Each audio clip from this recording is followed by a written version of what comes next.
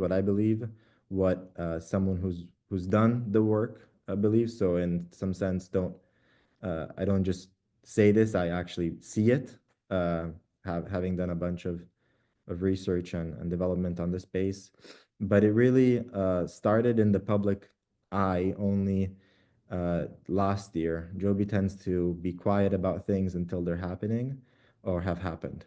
In other words, we didn't really tell anyone, and except for one item, the acquisition of a subsidiary that does hydrogen, Joby didn't say anything until we actually flew 523 miles. And these two snippets are articles that the one on the left I co-wrote with Joe Ben, and the one on the right is the actual fact. So left is the promise, what we think, why we're doing this, and on the right is, hey, we've done something that we think is a huge step. Now, why hydrogen means a bunch of things. Let's start with the biggest one, which is, of course, its fuel efficiency, its weight efficiency. So you've seen forms of these slides in the past. I think what's valuable about this is comparing and combining the value of hydrogen compared to battery and compared to jet fuel, not just on the specific energy basis, but also the efficiency basis.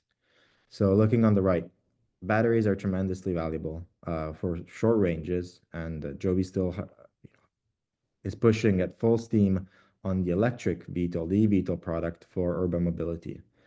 However, everyone's realized and noticed that a trend of battery energy density is improving, but improving at a fixed rate. It's 6% year on year. It's there's no promising reason to believe that that will jump and have an inflection point.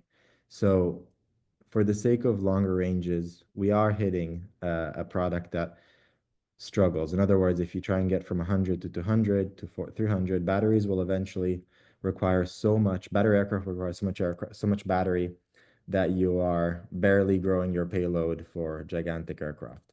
Even with the efficiency of 90%, which is significantly higher than jet fuel and even hydrogen, this remains something that is very hard to scale beyond urban mobility.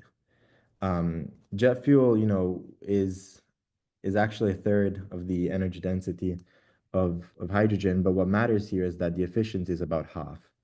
So when on the right you see the 6x improvement in net specific energy, what we're talking about there is the fact that hydrogen